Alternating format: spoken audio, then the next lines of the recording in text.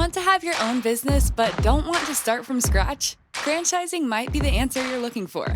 Welcome to the Level Up with Nick Lopez show, the show that brings you thought leaders in business, franchising, and high-performance personal development. Whether you're a buyer, seller, franchisee, franchisor, or consultant, find everything you need to know about franchising right here. Own a business without the pain and financial losses that come with creating it. Find the time, freedom, and financial independence you can have through entrepreneurship. Learn how franchising can help you get there. Listen up and get ready for another episode of the Level Up with Nick Lopez show.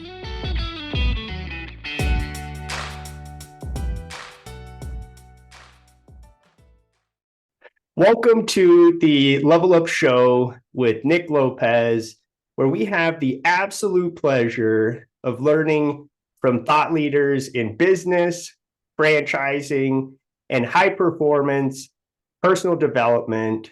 Today's guest is most certainly a talented individual who is doing some incredible things. I'm excited to share his story and this incredible brand. Today, we have the pleasure of speaking with Michael Wagner of Pool Scouts. Welcome to the show. Thank you, Nick. Excited to be here. Absolutely. My gosh, so many folks go through life and frankly, don't really understand the franchise model. It could be Burger King, McDonald's, you name it.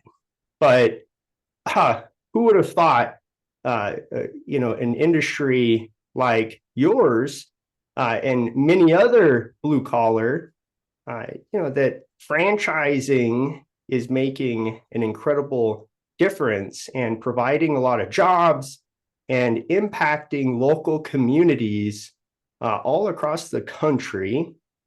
And so the point I'm making is most folks, don't necessarily raise their hand and say, hey, I'm going to get into franchising.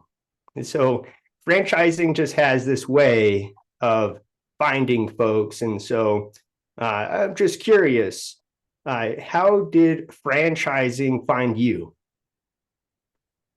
Well, Nick, I'm knocking on 54's door here in the next couple of months, and I am fortunate to have had a couple careers in my life. And while I wasn't in franchising, I was in businesses that had wholly owned subsidiaries or branches. In my first career, I was working with a company that we became multinational, and my job was to open up our subsidiary offices around the world. So it was taking the same unit economic model, business model, using the corporate entities, investment dollars to go set up subsidiaries around the world. We started in Brazil, ended up, Brazil, Europe, Mexico, parts of Asia, and worked there for ultimately 19 years. And so with similarities from the standpoint of having a unit economic model and following that different parts of the world. And then I worked for a large credit union where we had 62 branches, which were really, banking, nonprofit banking, basically. But each one of those branches did the same kind of thing. And ironically, I had met Kevin Wilson, who's the CEO and founder of Buzz Franchise Brands, when our kids were young. Both of our kids now are college graduates and they're professionals. But we met at a birthday party with our kids, maybe a long time ago, probably 20 years ago, something like that. And I stayed in touch with him along the way. He was always somebody that I had a tremendous amount of respect, true entrepreneur with financial acumen, really better than anybody I've ever met. And I had followed his career. And while he was in, private equity type things, he was, involved in a lot of franchise businesses. And he himself had started up early on in his career a bagel business that was a franchise that he did in Texas, and had been involved in Liberty Tax and a bunch of other things from an investment perspective. And I came up across a crossroads in my career and stayed in touch with him and had the opportunity to come join Buzz Franchise Brands in 2015 to start the second brand At that time, we had Mosquito Joe, which was our first brand that we started in 2012 and built up until we sold it in 2018 to Neighborly. But right out of the gate, it was just unbelievable team of people around Kevin, Brian Garrison, our Mhm. COO, Angela Pauls, who's our chief marketing officer, Mike Hull, who's our CFO, and others that were involved in franchise development. And we just had there was a model here of really how do you scale a business through franchising, take the expertise, which a lot of the expertise we brought to the table that was unique was, the financial side, obviously, but marketing, which we do a lot of, which I'll talk a little bit about in the future. But and I had this chance to come, start a brand, but with resources. Just an unbelievable opportunity. I mean, was able to come in and also be an investor, which was another thing that was important to me. So all of our leadership team are investors in the company. So that's how I got started. I didn't have the experience or background in franchising per se, but I had done the unit economic model and the consistency and the building of that. But I was surrounded by a team of people that had done it really successfully with Mosquito Joe, and we were able to replicate a lot of those things, albeit the business is different. There were some similarities that we were able to leverage there. So started in 2015. Really, we built the brand. We made a small acquisition of a full service company in Virginia Beach, where we're located. And then we started franchising and launched the business officially in the beginning of 2016. We signed our first franchisee in 2016. And then since then, we've been growing and evolving as a brand. So, today we have 96 territories that have been awarded across the country, 74 of which are open, and we're in 18 different states in around the country. So it's gone well, and alongside that Buzz franchise brands, we have now 4 brands in our portfolio. Even though I mentioned we sold Mosquito Joe in 2018, we had started Home Clean Heroes in 2017. We made an acquisition of a brand in 2019 called British Swim School, which is now our largest brand that we have in the Mhm. portfolio. And then we launched a lighting business called Wonderly 2 years ago as well. So we now have 4 brands, and that comes with a shared services team, Nick, which is great. It is a team of people that support across all of our brands, and we're able to scale some of those vendor relationships that we have for systems and those kinds of things, along with our finance team and our training team and onboarding team, and of course, marketing, like I mentioned. So really fortunate. We have about 75 people in Buzz franchise brands that work, across the 4 brands that we have. We're based here in Virginia Beach, Virginia, but we have, I would say, 3/4 of our workforce is here, and then about a quarter is remote. And tell me more about Pool Scouts. Great. So Pool Scouts, like I said, started out as our business. First of all, what do we do? We're focused on residential swimming pool cleaning, maintenance, repair is our business. And so 2 things I really love about our business. Number one, we know exactly who our target customer is, and we build our territories alongside that criteria. But it's single family homes with in-ground pools with incomes above $100,000. So it's a Mhm. really laser focus on who our prospects are. And then we know what we do. We focus on the residential recurring revenue model of cleaning and maintaining and repairing residential swimming pools. So those are 2 things that make our brand, scalable and easier to operate. We as a company, we're in people's backyards almost weekly. So last year we averaged just over 18 services per customer across the entire country. We averaged over $1,550 per customer. So some real scalable metrics and predictable metrics around our business model. Our vehicles and technicians are scalable as well. So as the business grows and the customers grow, then you hire another technician, get another vehicle, and so there's real predictability and scalability in the Pool Scouts business model that I really like. And it is, it is a business that we can expand our services to those pools that we service on a regular basis as well. So been around since 2016 officially. As I mentioned, we've got 46 unique franchisees, 18 different states. And we've had really robust growth. On top of that, Nick, the pool business itself, no mystery here, during the pandemic exploded. So swimming pool growth was 24% per year over the prior 2 years, and has really just created an additional number of pools that need to be serviced around the country. There are about 12 million residential pools around the country, and they're you think, of course, in the bigger states that you think of California, Florida, Texas, but up there is in New York as well, in the top five. So seasonal Mhm. markets also are great markets for us as well, just the year-round markets.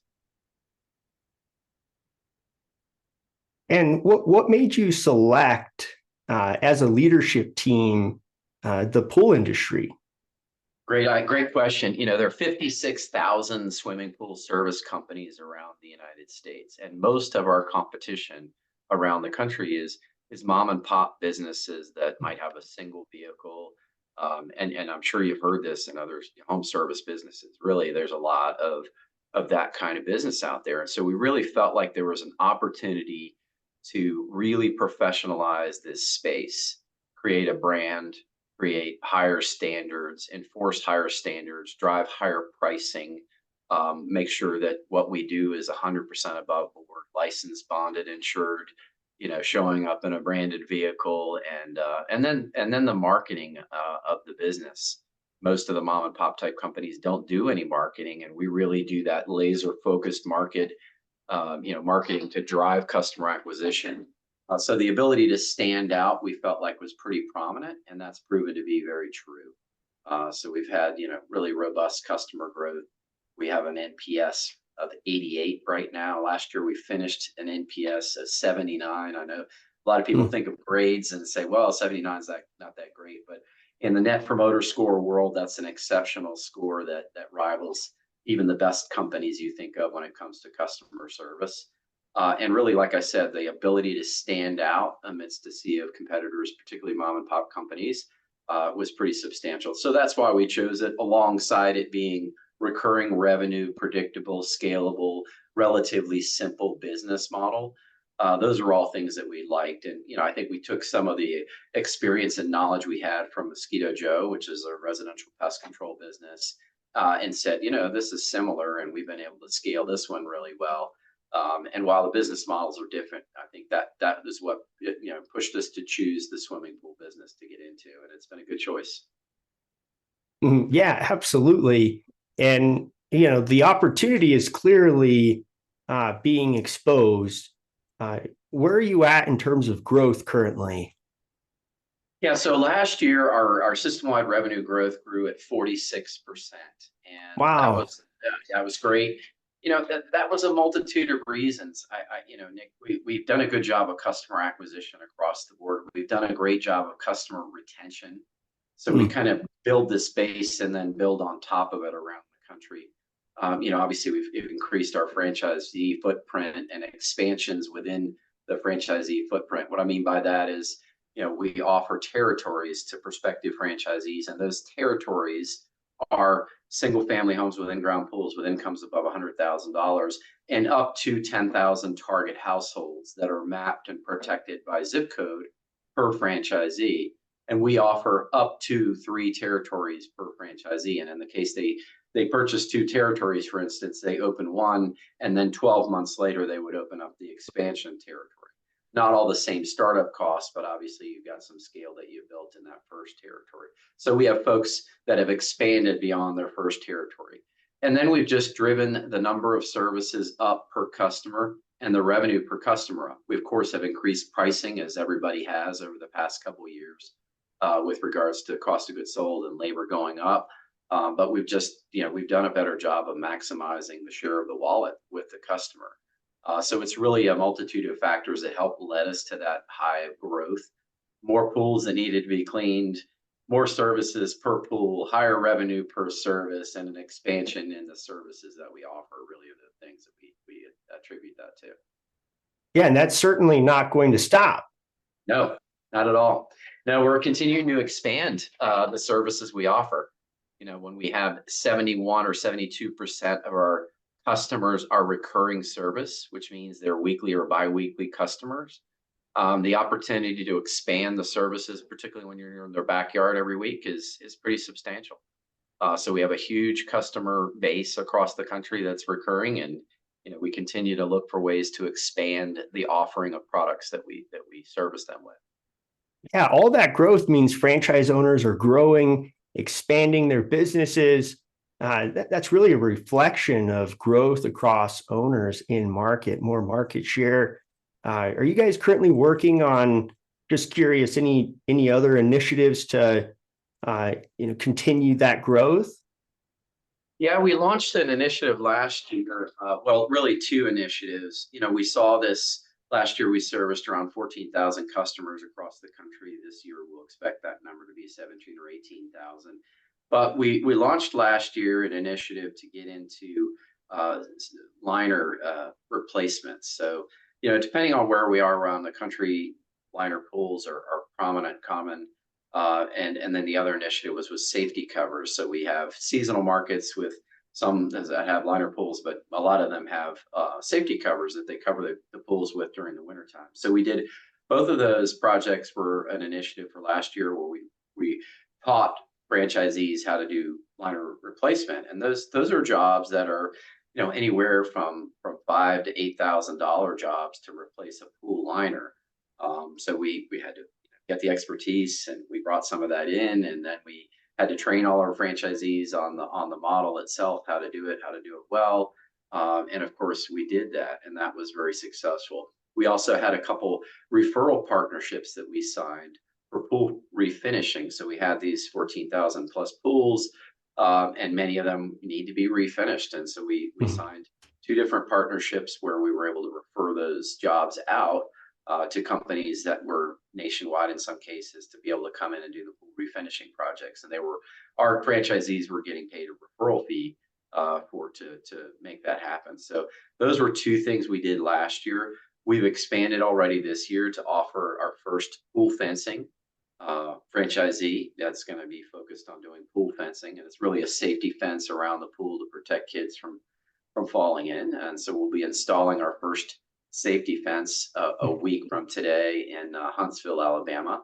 And we've partnered with a great company on that and hope to expand that across the country for our franchisees as well. So those are things in addition to expanding the repair services we offer, which once again, we have to teach and educate all the franchisees on how to do these things. And we've done that through classes that we offer in different regions of the country. And we make sure everybody gets their certifications and licenses needed to do all the work that they have to do. But we'll continue to look for ways, Nick, to expand, the services offered to our precious recurring customers. Yeah, absolutely. The more areas where you can solve and create value, that's just more opportunities to grow your empire as a franchise owner. Can you share a little bit about the timeline of growth? I know you mentioned the acquisition and my gosh, some exciting milestones, but could you give me some clarity on the timeline? Yeah, so like I said, our first franchisee we signed in 2016, and today we have 46 franchisees across the country. We had robust franchise growth during the pandemic, and last year we had not as many new franchisees come on board. We just had a franchisee sign this week outside of Philadelphia, so we're excited about that. We have some meet the team days that are planned and scheduled. But we've had gradual growth. I would say that our growth for franchising was slow in the first couple years, picked up robustly during the COVID timeframe, and even 2018 was a great year for us. So it's been pretty steady since then, with some kind of peaks during the pandemic as well. And we're expecting a solid franchise development year this year as well. Like any franchise system, Nick, you have your early adopters that are willing to come into a new franchise system, and then as the business model gets more established, it becomes in many cases less challenging to find the early adopters, and you're looking for people that are want to look into the business model and the unit economic model and be able to validate with multiple owners and those kinds of things. So and that's where we are. The brand itself has really grown thanks to a lot of efforts on behalf of PR that we've done and partnerships that we've created around the country. But at the end of the day, any brand franchising, really the franchisees are the ones that are the proponents of making the brand solid across the country, and things like our NPS score and the awareness we have and some partnerships we have and charitable side of things, and just everybody doing the job at the local community level is something that elevates the brand. And we just have a great group of franchisees that do that really well. Hmm. What's on the horizon? What's next? So we have a long way to grow. I like to say that term, but we really do. We're in 18 states. There are some states where we won't ever have a franchisee in Alaska. So there are not enough tools in those. So that we really look at the markets where our concept is viable, and it's markets that have high concentrations of residential swimming pools, and there are a lot of them out there and a lot of areas for us to expand to. When I look at us at close to 100 territories, I see our business easily with the opportunity to have 200 to 250 territories awarded around the country. And so of those 100 of the territories that we have now, as I mentioned, we have 74 that are open out of 96. So we still have, those expansions that will happen organically with our existing franchisees. I mean, what makes me super excited is to see that, I mentioned our first franchisee and our first franchisee in Raleigh, North Carolina. Tiffany Consoli is her name, and she started the business in late 2016. And her business is still growing like gangbusters. She's still seeing, this year alone, she's seen over 30% growth year over year. So it's really exciting to see the opportunities, because the market opportunity has grown with so many new pools. That's kind of certainly expanded our what we can do. And then finally, just expanding the offering of services that we provide to all these recurring customers that we've got around the country. So there's lots of different ways for us to grow, and we plan on taking advantage of as many of them as we possibly can. I mean, it's clear that you guys have done a tremendous job of creating a culture of high-performing franchise partners. What are you looking for in a franchise partner? A great question. Our business is very much of a people business. When you look at how our business scaled, I talked about numbers before. We can do, depending on which market, anywhere from 8 to 20 pools a day with a single technician in a vehicle. Well, who's doing that work? A person, a technician. And so that business, as it scales and grows, there's a lot of people involved in our business. Number one, you have technicians, and number two, you have customers. And so I feel like people skills are a necessary part of a successful franchisee in our business model. When we look at a mature franchisee that might have 16 vehicles, 18 vehicles out on the road every single day, there are a lot of moving parts to that business. Now, we have systems like any franchise would to make that manageable, but it's a lot of people, it's a lot of customers, and the ability to kind of juggle those things is really important. So people skills, like folks with financial acumen, even though we provide systems to help do budgeting and obviously manage the business through a CRM and all those kinds of things. So we like folks that are comfortable with a lot of moving parts, plates in the air, balls to juggle, whatever you want to use as an analogy there. That's important for us as well. And then we like people that are going to, and I'm sure you've heard this a million times with your podcast here, but people that are not afraid to be the business owner in the community. Because we touch a large base of customers, we have franchisees that have over 1,000 customers.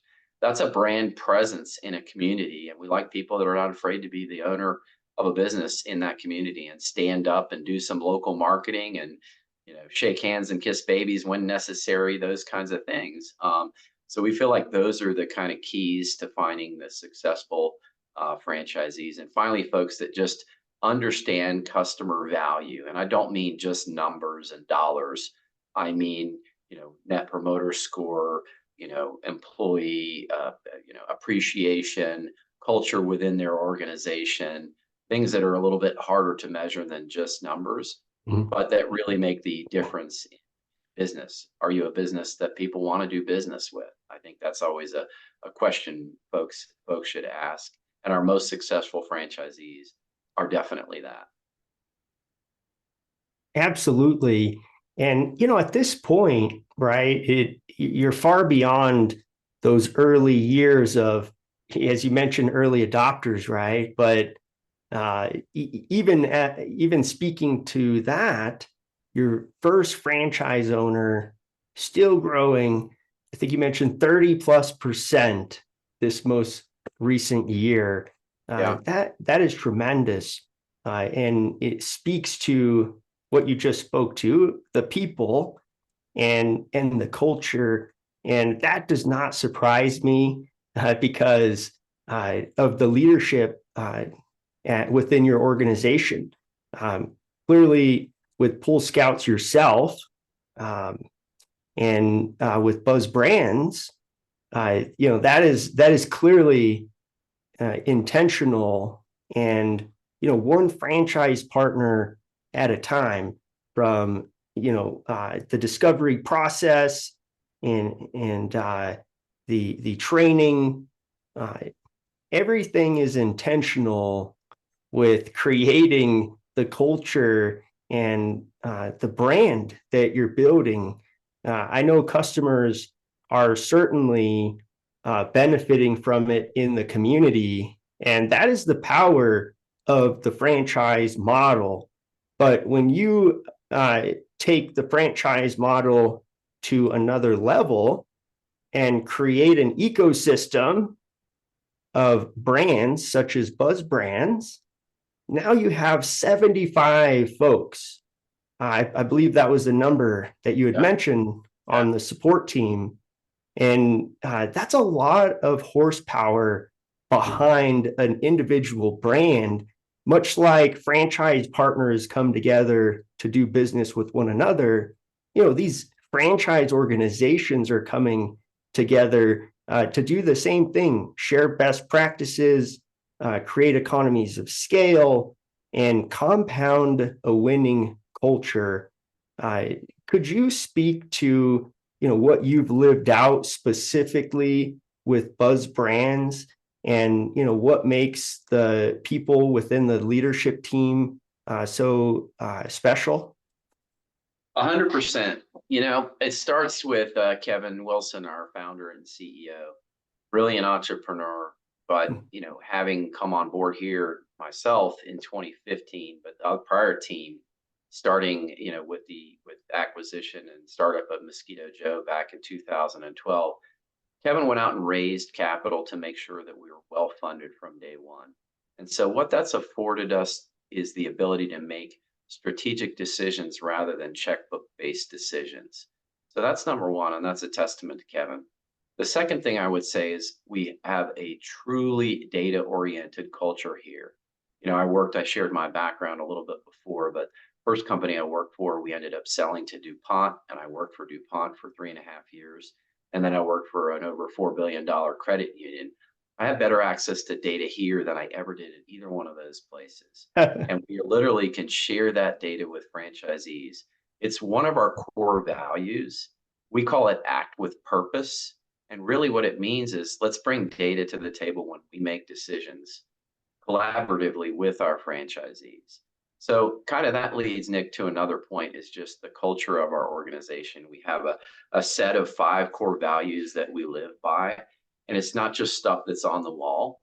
It is on the wall when people come here for a meet the team day or to visit us, they do get to see it. But one is leading with integrity. And that's really about putting the franchisees first. Be curious and innovate is another. That's constantly looking down the road, because we feel like it's our job to be on the forefront of what's going on, whether it's in the pool business, the teaching kids how to swim, the holiday lighting business, or the home cleaning business. We need to know what's coming down the pipe. Finally, we have, or then we have empower and serve. That's really around the leadership and the service mentality towards our franchisees. And along those lines, we won a ton of awards of being the best place to work, not just local ones, but Outside Magazine and a lot of other ones. We create a culture here because we know that supporting franchisees isn't a Monday through Friday, 8 to 5 type thing. Many franchisees, particularly in our business, that's when we do all the billable hour work. So we have to support franchisees at night and on the weekends, and we got to take those calls. And so we feel like creating a great culture is going to allow our employees to feel great about supporting franchisees when they need to be supported. So I mentioned, acting with purpose. And then finally, our fifth core value is having fun.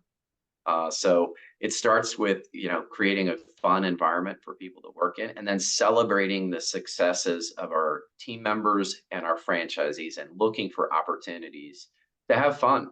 And I think we do a great job of that as an organization. And we try and really push that to our franchisees, because at the end of the day, franchisees have to create their own workplace culture because they're hiring people and they're creating a team. And it might start out, this is always the way I describe it to a new franchisee or prospective. I said, you know what, you're going to hire that first technician, and you're literally going to meet with them at a Starbucks or somewhere, and you're going to sit down in front of them. You're going to be wearing your Pool Scout shirt, and maybe you drove your Pool Scouts vehicle there, and you're going to be selling them on wanting to come work for you, because you're their first technician that you're hiring. So if they don't feel inspired and feel like you're going to create a great culture, they're not going to come work for you.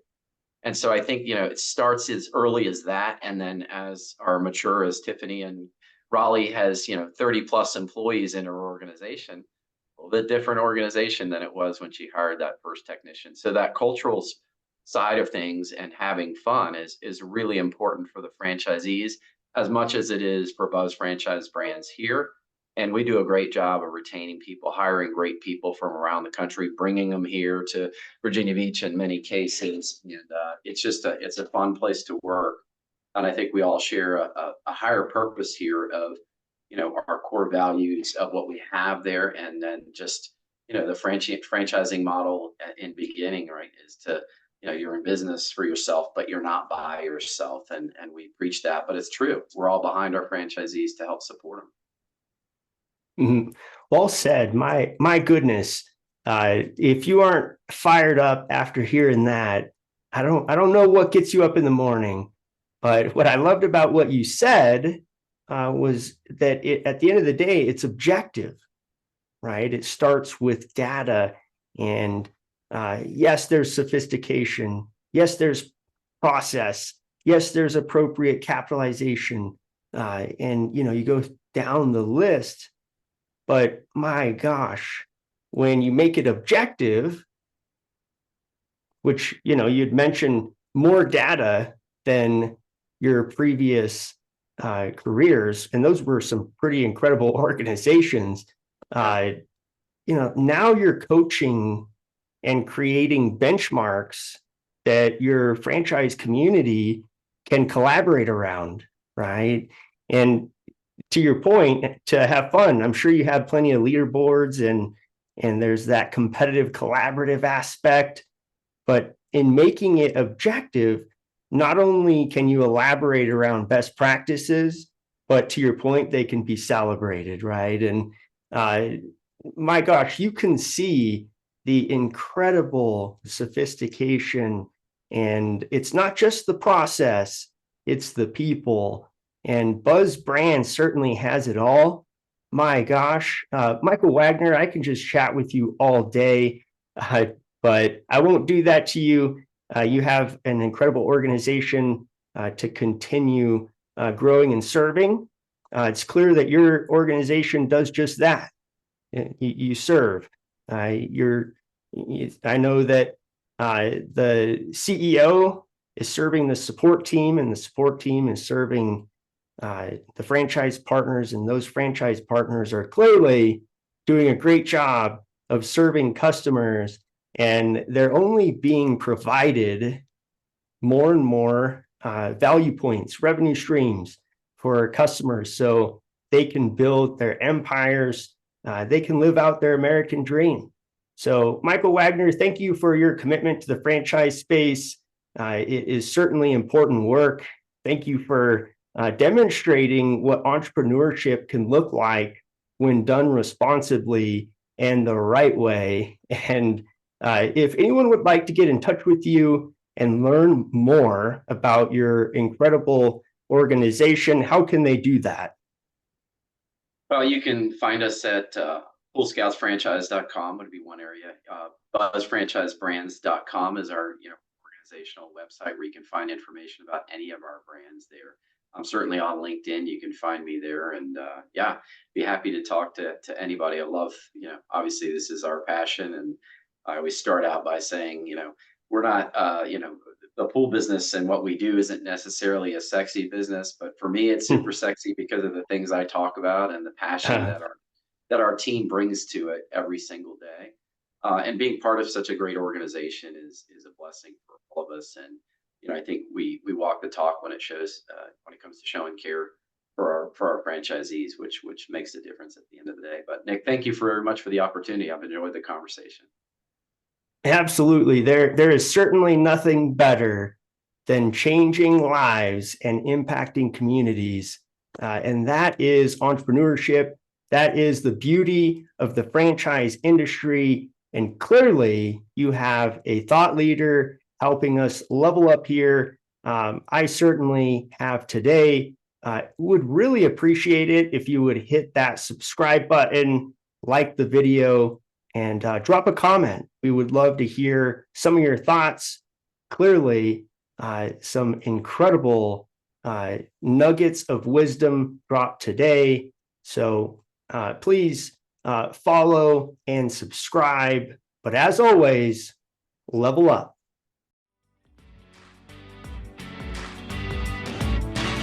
Thanks for listening to another episode of the Level Up with Nick Lopez show. Remember, it's never too late to get started on your entrepreneurial journey. Don't forget to subscribe, like, and share if you enjoyed today's segment. Catch us again next week and visit limepainting.com for more of the Level Up with Nick Lopez show.